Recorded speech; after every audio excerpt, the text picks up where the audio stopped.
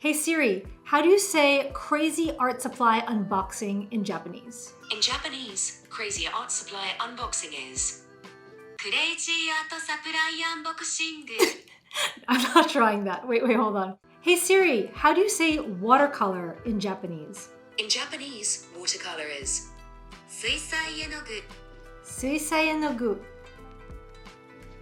So picture this. I'm hanging out one afternoon when my phone buzzes with an incoming text. It's my mom texting me. She's like, guess where I am? My mom lives in the Philippines, by the way, so I'm scratching my head wondering if this is a trick question. Maybe she hopped on a flight to make the 8,000 plus mile journey from Manila to New York. But no, she's like, Margot, I'm in Osaka. Yep, she's in Japan for the week, and she's doing some sightseeing, eating sushi and Japanese street food, yada yada yada. Are we all jealous yet? We sure are. But hold on to your paintbrushes, my friends. Right now, at this very moment, she's inside the one and only Kawachi. Okay, so if you're like, Kawachi what? Kawachi is like the holy promised land for art supplies in Japan. No more texts. This is getting serious. We're switching to FaceTime. I can see the excitement in her eyes as she's like panning the camera around, showing me shelf after shelf of goodies.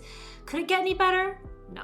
So she's calling me to ask me my opinion for what oil paints she should buy, because my mom is a fledgling oil painter, and she wants my recommendations and what I suggest for buying in Japan. So I tell her to check out Holbein's Duo Aqua oil paint range, which by the way is fantastic if you're an oil painter. While she's there, I figure, Mom, check out the price of the watercolors for me, because I know that Holbein is made in Japan. So when in Rome, as they say. She goes over to the Holbein section, and get this. Holbein watercolor tubes are not only cheaper than they are in the US, but at that very moment, the stars have aligned perfectly because they are on sale for, are you ready for this? $1 a tube. Seriously. Mind you, the exact same tubes are sold here in the US for anywhere from $7 to $10 a tube. So you know me. So at this point, Mom is picking up as many tubes as she can hold in her arms. I mean, who needs maneki nekos when you can have a suitcase filled with watercolors, right? Meow. So she asked me, what colors do you want? And my mom has great taste. So I'm like, surprise me.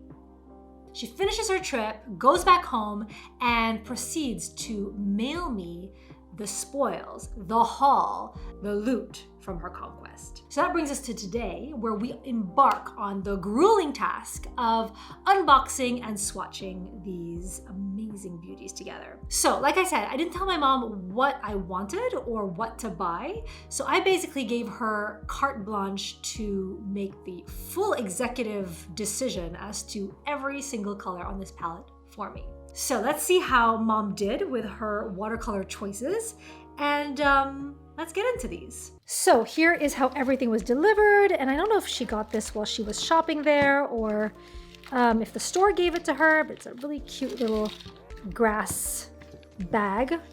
Is that what we call it? Grass bag? I don't know. And also, while she was there, she picked up this, which is by the brand Kuretake. And Kuretake, actually, I have never tried before. I feel like everybody has been talking about Kuretake. Everybody's been like painting with Kuretake. I have never tried Kuretake. I do not know Kuretake. Kuretake. This is a drinking game. Everybody takes a shot while I say the word Kuretake. So, what do we have here? First grouping is, these look like warm colors. I don't know if they were packaged by section, which looks like it might be. So first color we have is Van Dyke Brown. Always a great color. Perylene Maroon. We have, what is this? Permanent Violet. Cobalt Violet Light. Lavender. Super excited for this one. And then we have Crimson Lake. So that's the first group. Second group, I love how everything came in these like little boxes, because I feel like it's super convenient. Because I'm going to load these up in a pan, and just having these to be able to store the rest of the tubes when I put them in my basement later on. quinacridone gold. We have imidazolone lemon. This is exciting. I've never tried an imidazolone lemon. Cadmium yellow orange. My mom is old school, by the way, you guys. Old school in the sense of like cadmiums, cobalts, the classics. Permanent yellow deep. Greenish yellow. This is a super trendy color, by the way. I feel like everybody is painting with greenish yellow at the moment, especially people who are doing like these very loose, expressive florals. This is kind of like the it color at the moment. So we will try that out and see what I feel about it. And I feel like other different brands have different names for this. So it's like green gold, greenish yellow. I believe Sennelier has a pink brown. I'm trying to make sense of that name. Ooh, gold. So I wonder if this is this metallic? Uh-huh, yeah, it is. It sure is. All right, so we have gold. Okay, so then we have next box. This is so exciting. Oh, only two. I'm so spoiled. No, I'm super thankful. This is amazing. What an amazing treat, truly. Lamp black. So this is the first one where I'm like, I don't know how I'm going to use this because I don't really use black. And if you want to know why I don't use black, I feel like I keep saying it over and over on this channel, but check out this video that I'm going to link right up here in the card above for the reason why I very rarely use black. Never say never, but for the most part, I don't. Ooh, Indian red. Love Indian red. Really nice opaque kind of version. Sort of like Venetian red. Venetian red and Indian red are kind of interchangeable. So if you have an Indian red, you don't need a Venetian red. And then, ooh, this is getting interesting. Yes. Ooh, look at this. Look at this. Ooh, treats. Okay. Ultramarine deep. Good one. Told you my mom's a classicist. Ultramarines, I'll tell you, she's probably got a cobalt. Here, see, look at this. Cobalt green. So we've got the cobalts, the ultramarines, the cadmiums. We're in like classic watercolor pigment territory. This one I wasn't expecting though. Leaf green, which looks like a very pale chartreuse green. We'll see what that's like in terms of the light fastness, because usually those colors are not super light fast. So next we have sap green, another perennial favorite. And I'm always excited to see what happens with different brands as sap green, because I feel like sap green is one of those things where depending on the brand, you're going to get really different outcomes. One brand sap green might be different from another brand sap green because these convenience mixtures can vary greatly from one brand to the next. So sap green is one of them. Payne's gray is another one of them. There are a few others, but generally speaking, convenience mixtures like sap green tend to have the largest variance between brands. Little insight there for you. Verditeur blue, which looks like the cooler cousin of lavender. So these two kind of look like they would work in tandem, or you either use this or you use this depending on how warm or cool you want to go. So Verditeur blue, and then royal blue. Interesting. I don't know what this means. What does royal blue mean? Does it mean Prussian? Does it mean indigo? Does it mean indanthrone? I don't know, but we will see what that is. And I don't know if the pigment is listed on the here, PB60. What is PB60? Uh-oh. I don't remember my pigments, which is why I never reference them, because I don't remember anything, and I would forget my head if it wasn't screwed on my head. So PB60, whatever that is, I will put that up here so that you know what that is. For all the people out there who actually remember the pigment numbers, props to you. Kudos to you if you do, because I never do. All right, Mars Violet, which looks kind of like a Paraline Violet. We shall see. This is Shell Pink. How cool. What's the light fast rating on this? It does not say. Oh, here, 2. Okay, so decent. This is Brilliant Pink, also probably a light fast 2. Yep, not a light fast one. Most pinks are not. Pinks in general. Pinks and light greens tend to be much more fugitive in general across all brands. Not exactly sure why. I think it has something to do with like the length of the wavelengths and it reflecting more. I'm not a scientist. If anybody's a scientist and can explain this to me in the comments, please let me know. Opera Rose, Opera Pink, Quinacridone Opera. What is the light fastness on this one? 1. A quinacridone opera that is light fast? We shall see. And then final two colors are cadmium red and brilliant orange. Brilliant orange looks like, from the label, looks like Windsor orange, but obviously we will see what it looks like on paper. And then cadmium red deep. Do I need to explain it? I think it's pretty self-explanatory. Cadmium red deep. So here is the entire array of what mom got me, which is an amazing assortment. I just love these because they're unusual. I mean, they're not completely unusual. I mean, we're not gonna say cadmium orange is the most unusual color, but she went with deeper tones for some of them. Imidazolone lemon, royal blue, which is interesting. The trendy green yellow. Props to you, mom, for getting on trend. So that is that. And then for the kuretake, this one is very cool because I use a lot of metallics in my work for little accents. So for example, I just wrapped up something like this that has like a lot of like metallic accents. And so what I'll do is I'll just take some of that and just sprinkle it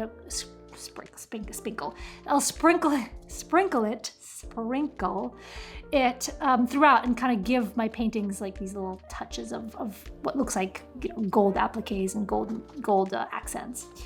So that's why this is very cool, because I have not yet tried this brand. I usually use a lot of different brands, honestly. Golden is one of them. I've been really enjoying the ones from Etcher recently, and some independent handmade watercolor tins that I've gotten off of Etsy as well. But this is very nice. Very nice. These are huge. These are very large pans. So yeah, without further ado, I will kind of get organized and start to load these up on a palette, because I think I'm going to do a video all about my current setup, because I have completely changed how I set up my watercolors nowadays. I have a video from like 2 years ago about how I used to use tubes for everything and plates, and since having a second child, I just completely evolved my process because I don't have time for setup anymore. So I really have to be ready to go, ready to roll at any given time. So all of my paints I have now loaded onto pan palettes. So I've switched. I've made the exodus from tubes of paint to these pans.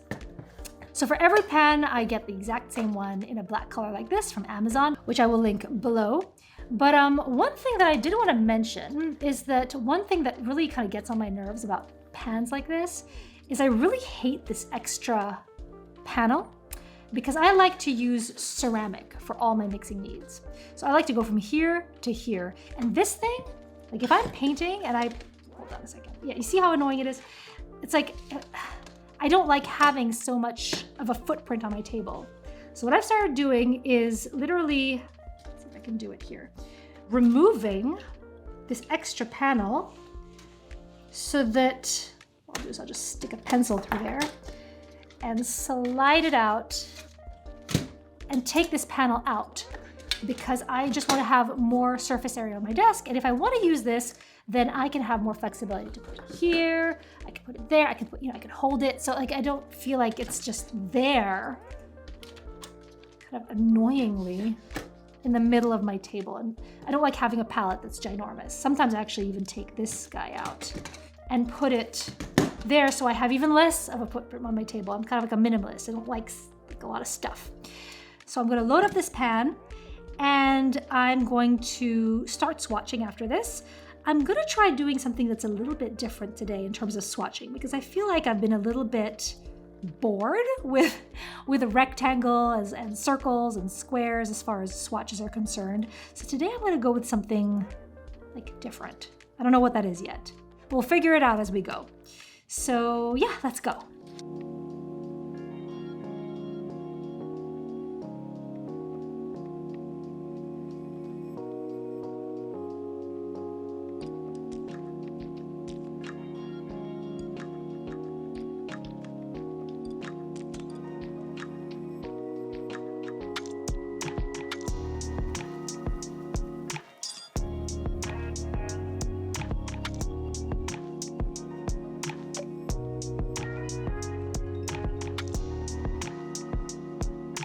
Okay, so we are done, or I am done. I feel like it kind of helps it to even out a little bit, so I'm going to give it a little shake like this.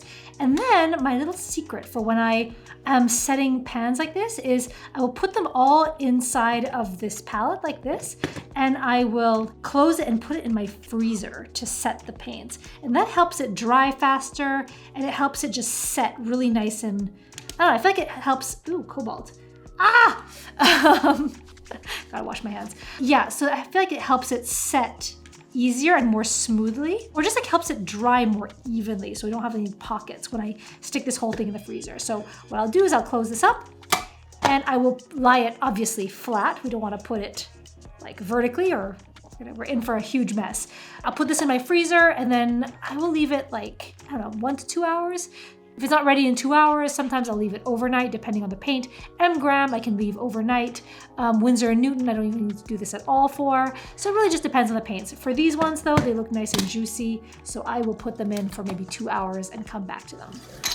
So in the spirit of the country that these come from, I'm going to test drive them by swatching them in a slightly unorthodox way. I easily get bored, so today I'm going with something that's inspired from Japan. I love Japanese obis and the culture of the geisha, which is technically more from the area of Kyoto, but I'm going to roll with it and see where that leads me. So first off, I'm going to mix a warm flesh tone and create a head right here. And I'll come back to this in a little bit after I've swatched all these colors and created my colorful costume.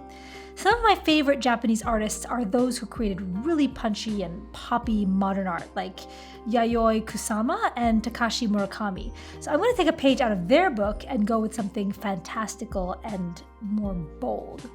So let's start with the first color, which is Imidazolone Yellow, which is stunning, by the way. And we're going to move up the palette color by color so you can see how these perform. Off the bat, they have a delightful transparency and lightness to them.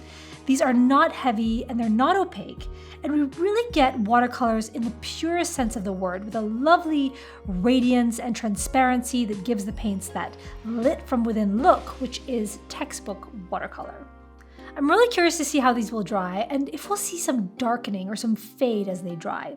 So far so good, it looks like they're staying very vivid and bright. And I'm going to add some big flower shapes here to see what happens when color bleeds from one pigment to the other. So far so good, it's moving very easily and I'm not seeing too much cauliflowering or undesired effects. And the shell pink is quite interesting. It's sort of a baby pink color, and it's the first one that appears to be more opaque and gouache-like, I guess, to me. And the wet-on-wet effects you can get with this will make it very interesting to work with.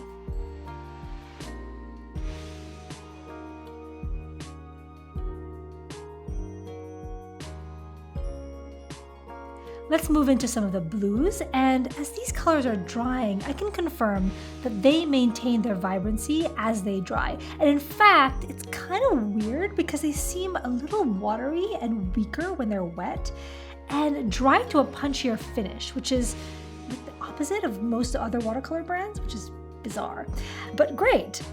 Does anyone else observe this curious aspect of Holbein? Let me know in the comments below. I'm speeding through this painting because I don't want this video to get too long and I want you to see these colors in action, but let me know if you'd like a more broken down and slower swatching session like the ones that I usually do. I really feel like my particular set would benefit from some sort of greenish blue, like maybe a phthalo or even a manganese blue. I haven't even checked out the chart if that's available from Holbein or not, to give me a more diverse selection of blues to mix from. Overall, even though I did own a few tubes of paint from Holbein before, I feel like this new set has given me a little more insight into the world of Holbein as a brand, and what jumps out to me about it is the remarkable consistency in quality across all the pigments and all the colors. And being half Southeast Asian and having grown up in Hong Kong, I can say with certainty that the Japanese are very well known throughout Asia as well as throughout the world as having a really high bar for excellence and quality. And evidently their watercolors are certainly no exception to that. So from the palest colors to the more heavily pigmented, from classic staples like ultramarine to the more unusual ones like this shell pink that we just discovered together, there are a couple of attributes that come to the forefront, in my opinion. Clean colors, easy mixability, and crystal clear transparency, which are the words that come to the forefront of my mind with this brand and with this palette. Although I can't say I can take credit for this brilliant choice of colors. All I can say is, thanks, Mom. So I hope you enjoyed this video and it got you curious about the brand Holbein.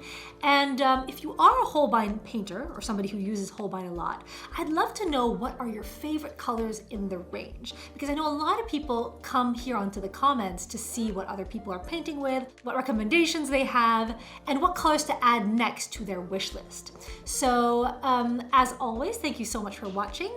And if you are interested in another brand, I have a video about the brand Daniel Smith and my top 10 colors from that watercolor range, which I'll link right here so you can check it out. As always, thank you so much for watching and for joining me on these art videos, and I will see you in the next video.